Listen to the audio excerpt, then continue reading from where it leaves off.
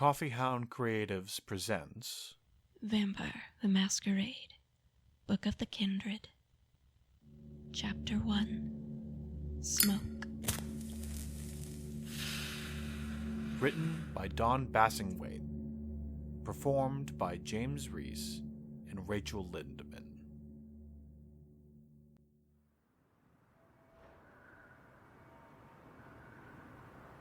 Anyone standing on the icy midnight street might have noticed that the man in the deep blue overcoat did not exhale. Brahms took a deep drag on his cigarette and leaned back against the doorway. The warm smoke curled through his grave-cold lungs and settled like a purring cat in his chest. Could vampires get cancer? Brahms didn't think so. He let the smoke flow gently up from his lungs and out his mouth. The window beside him made a mirror, and he studied the effect carefully, allowing his face to assume the intense, bright-eyed look that had led his sire to embrace a starving young composer. Brahms frowned and relaxed his features, then added the crowning touch to his masquerade. Careful, rhythmic bursts of smoke, long practiced, would pass for the condensation of breath in the winter air. A door opened down the street. Brahms faded back into the shadows and waited for his quarry to pass. The homeless, the easiest prey at other times of the year, were packed into shelters or huddled together for warmth during the winter. Brahms had been forced to become more creative in his stalking. Solitary mortals could occasionally be found here, walking to the home of Gross Madeline, medium and fortune-teller, too ashamed to come during the day or in groups. However, Brahms' creativity proved dangerous. Madeline may have only pretended to the powers of a mage, but she did have true knowledge of the Kindred. Madeline was not to be trifled with. But it was not the middle-aged woman who Brahms watched leaving the shop. It was a young man, woefully underdressed for the weather. He did not shiver in the swirling snow, though, and Brahms recognized the emblem painted on his torn denim jacket. A black-bladed knife. One of the Sabbat who had recently slipped into the city. Brahms bit his lip. The Sabbat were ungodly dangerous. But the prince would probably like to know what the Sabbat were doing at Gross Madeline's house. He stepped out of the doorway and began to follow silently.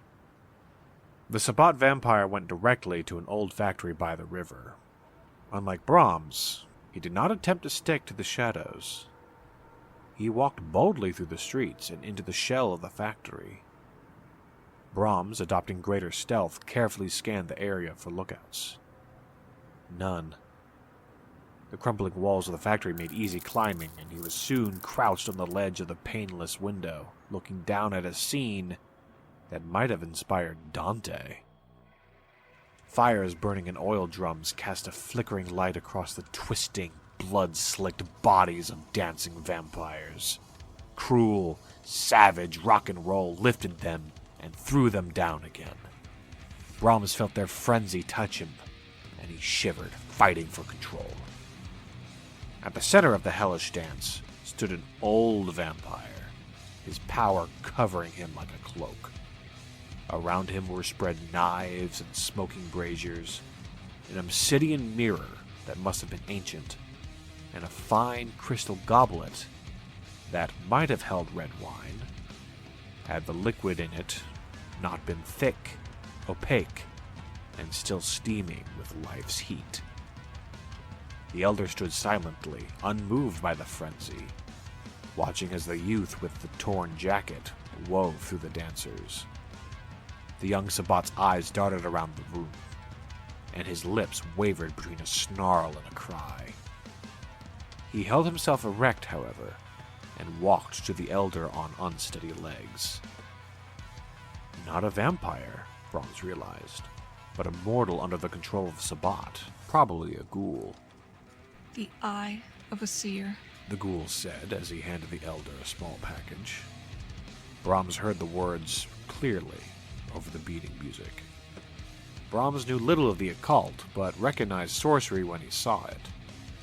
The Sabbat Elder knew the secrets of thaumaturgy, somehow operating outside the laws that Clan Tremere placed upon blood magic, and so was twice as dangerous for it.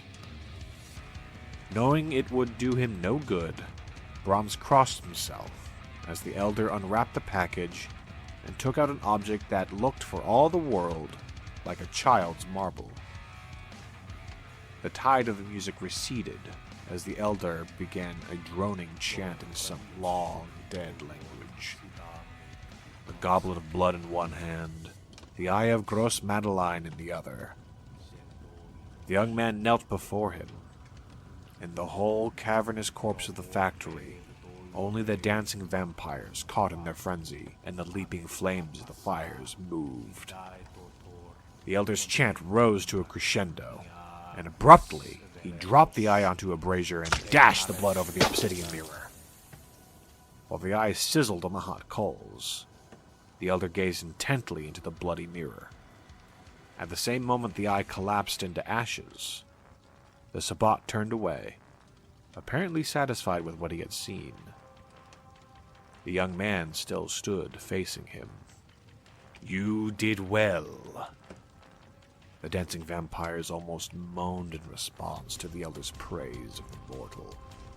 "Soon you will be ready to receive our embrace." Soon?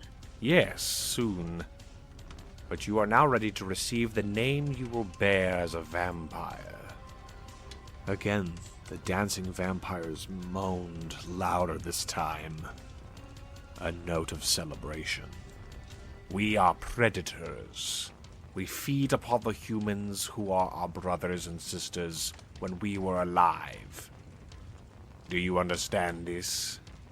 Yes. This time, the dancing vampires moaned to the words of the mortal. The Elder nodded. "You have come to accept what this will mean?" Yes. "What is it?" I must kill. "What?" I must kill. The dancing vampires roared their approval, but the Elder waved them for them to be silent. "You seem reluctant," the mortal swallowed. I must kill. "Yes!" "There is no other way to survive. You must kill for the blood of humans." He paused and ran his fingers through the long, thick red hair of the mortal. "You are the first in a great many years to seek us out and request to be embraced." He smiled cruelly. "You are a traitor to humankind. Your name as a vampire shall be Judas." The roar of the dancers was deafening. The music, all but forgotten, returned to an intensity seemingly 3 times what it had been before. The very concrete and steel of the factory strained to respond to the savage call. The young man stood on the edge of the eye of the storm, torn between fury and calm. He glanced at the Elder, who smiled again. Doubt, sorrow, and thought all forgotten with the frenzy, the mortal lifted his face and screamed wild ecstasy. He plunged into the dance, released. No vampire would harm him, no matter how much the beast raged. He was Judas, their future kin. Brom stood silently and slipped back out the window. He had seen enough.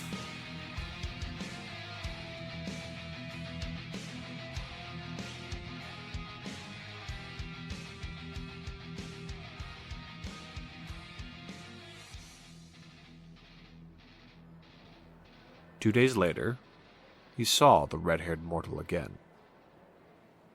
He was in a store, trying on leather jackets. Brahms walked silently up behind him. "Judas?" he whispered. The young man started and swung around, panic clearly showing on his face.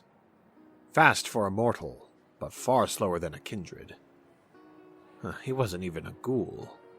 From the look in his eyes, Brahms knew Judas had recognized him almost immediately as a vampire. The boy was clever. He had assumed a sublime indifference and casually turned away from Brahms before anyone else in the store could have noticed his actions. I didn't recognize you without the knife. He pulled on the denim jacket he had worn before, nonchalantly checking his hair in the mirror. Brahms almost smiled. There are some of us you haven't seen yet. I guess so. Did Jeremiah send you? Ah, the Sabbat elder. No. He slid an appreciative hand over one of the leather jackets Judas had been trying on. Nice. I wanted something. You know, for after. Why wait for the embrace? Brahms ran the sleeve of the jacket under his nose, breathing in the dark, heavy smell of the leather. He glanced up at the man. Get one now. Can't afford it. Can't afford it? Judas reacted like an angry cat, almost visibly attempting to make himself look bigger and tougher. The Judas the Sabbat wanted to see. Brahms realized that maybe this wouldn't be so tough after all. He laughed, deflating Judas a little, then flashed him that mad, bright expression his sire had loved. They call me Brahms, Judas. Come hunt with me. Judas deflated a little more, then struggled back with a snarl. You know Jeremiah won't let me hunt until I've been embraced. The elder was playing games with him. That would explain why he wasn't even a ghoul. Brahms had twisted rules even when he was alive. To drink, maybe, he snarled back. A snarl frightening enough to slam Judas back down. But not to hunt. He pushed Judas toward the front of the store. How can he expect you to run before you can crawl?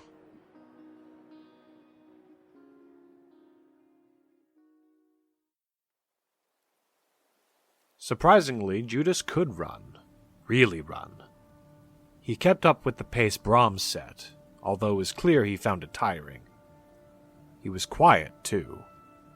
They slipped through the near darkness of the park's shadows, the moon throwing just enough light onto the snow so that Judas could run without stumbling. Brahms kept them to the paths.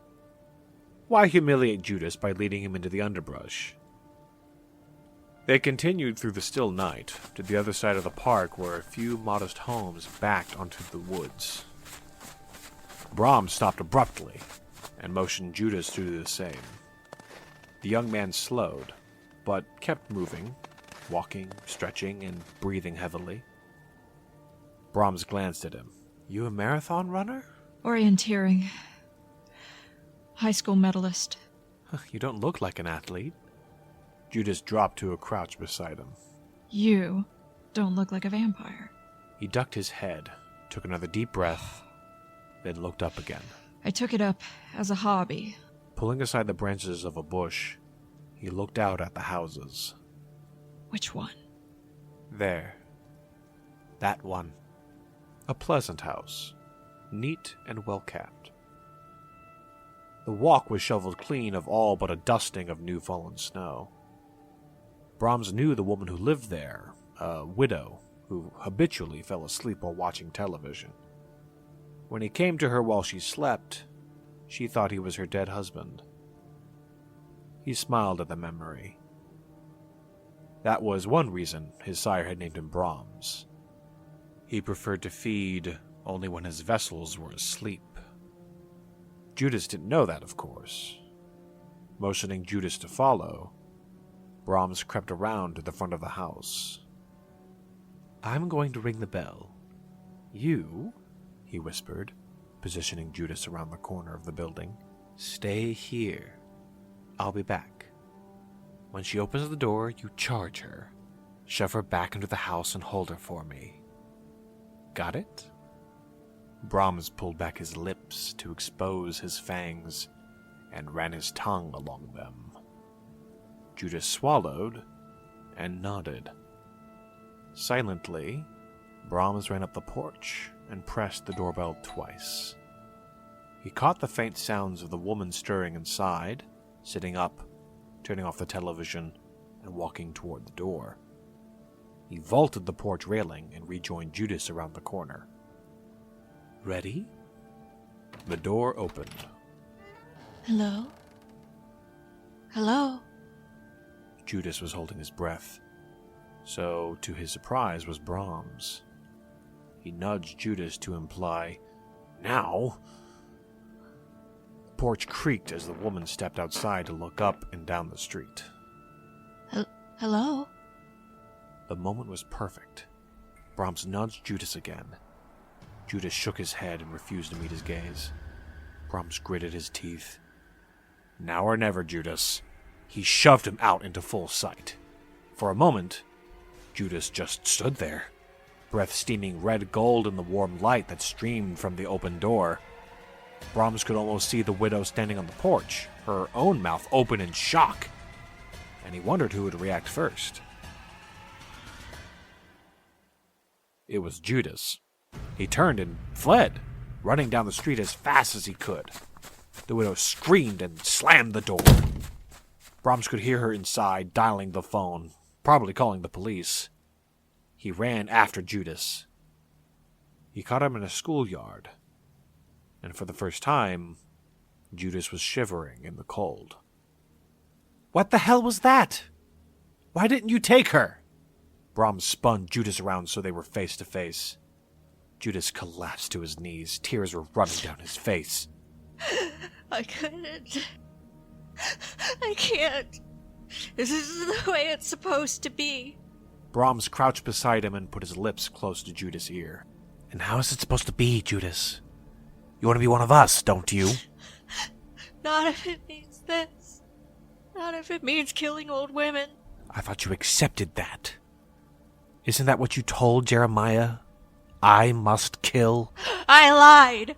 He struggled to his feet and ripped open his jacket and shirt, baring his chest and neck to the moonlight and the cold, clear air. Go ahead and kill me. That's the price for lying, isn't it? I know the price. Kill me.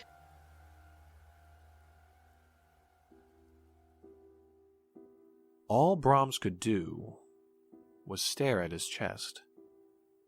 It was lean and lightly muscular, but his skin was marred by dozens of scars. Old scars, from wounds cut deliberately and with care. Brahms pulled the shirt and jacket out of the boy's hands, tugging them down to reveal his back. More scars, but lighter and less regular. The scars of a lash, but from an angle. "You did this to yourself?" Softly. He didn't have the heart to torment the young man any longer. Judas nodded, and a sob escaped his throat. Everything is too damn ordinary. He pulled away from Brahms and let his shirt and jacket fall completely to the ground. The world is dead. I need to know there's something more than just... I know there's more out there. I can feel it. I need to feel. So pain is the answer? No. No. It wasn't. Not in the end. It worked for a while. I felt something, but... He grasped at the air, and then closed his fists. And it just hurt, and I felt stupid. You tried orienteering for the same reason, didn't you? Going for the runner's high? Yeah. Coach never understood why I really did it. The medals are gathering dust in the basement. After that, it was fasting, sleep deprivation, and exposing myself to cold. I tried drugs too. They made me sick. And finally, you come to us. He nodded. I slept all day and stayed up all night. I wore black. I lived like I thought a vampire should live. My parents kicked me out. Judah's eyes took on a mad glint of their own, and this time it was Brahms who shuddered, from pity. The madness in Judah's eyes was a desperate need to share a vision only he could see. a need to deal with the feeling that there was more to life than other people knew. It was a feeling Brahms remembered well. The same need had driven him to spend more than one night awake at his piano, writing until his eyes stung. He looked at Judas again, this time searching for the ethereal play of colors that was the mortal's aura. It was there, yellow for idealism, gold for strong spirituality, and brown for frustration and bitterness, but as pale as if he had truly been a vampire. I had just about given up on that too. But then... You saw your first real vampire. And tracked her down. Left a note for her to come and get me. But Jeremiah came instead, Brahms guessed. Maybe intending to kill the boy, but deciding to play with him first. Putting him through tests that would break him down and turn him into an animal. The 12 labors of Judas, an old Sabbat joke. He would become a vampire only after he had proven himself. But no one survived the tests. Brahms reached out and touched Judas on the shoulder. I saw Gross Madeline last night. She looks remarkably good for a woman who is supposed to have her eye removed. Judas started and probably would have run again, but this time, Brahms held his arm. Jeremiah has lied to you, Judas. There are more vampires than his pack, and not all of them are like him. Most of us want to hunt down Jeremiah and kill him for the things he's done. Most of us would have hunted you down and killed you if we had found your note. He tore himself from that thought. How did you fake it? Gross Madeline collects things like that. The eye was in a jar labeled Rasputin. One seer is as good as another. Lucky. He let him go. Could you have gone through with it if you had to take one of her eyes? No. Judas bent down and picked up his jacket. He'd stared for a moment at the black-bladed knife of the Sabbat, then let the jacket drop to the ground. Brahms pulled off his own coat and put it around the mortal's shivering form. Judas met his gaze willingly this time. So what are you going to do with me? Do you still seek the embrace? He thought about it. No. I can't live your life. When it comes right down to it, I don't want it. He put his face in his hands. I failed again. But this is the closest I've ever gotten to feeling. To your vision? Yeah, that's right. To my vision. When I was trying to trick Jeremiah into making me a vampire, I felt it. When I was trying to be something that I really wasn't. Something he wasn't. Brahms frowned, and then grinned. Judas, my boy, did Jeremiah ever tell you about the Masquerade?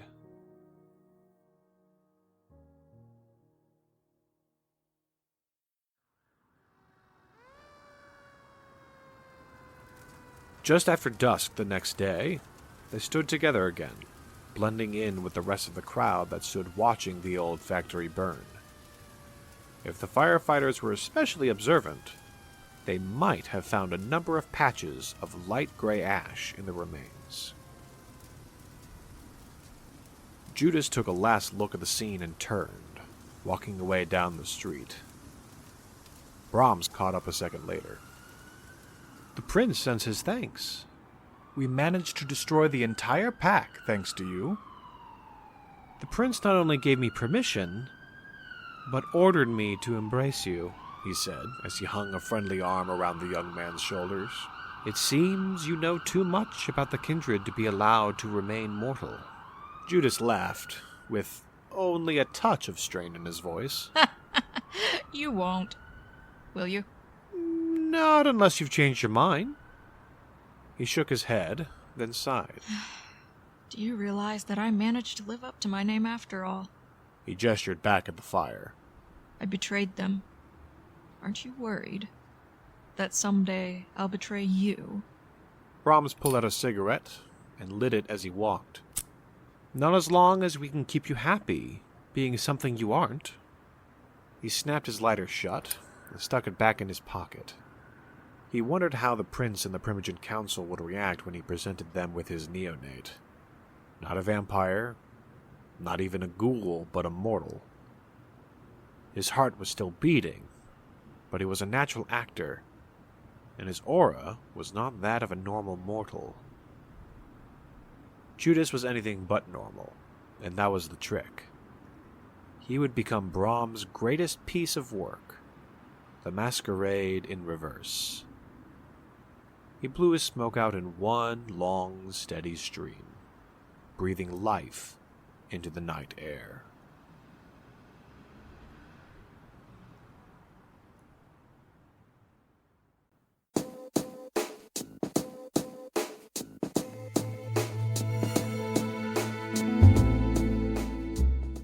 Thank you for listening to this Coffee Hound Creatives production.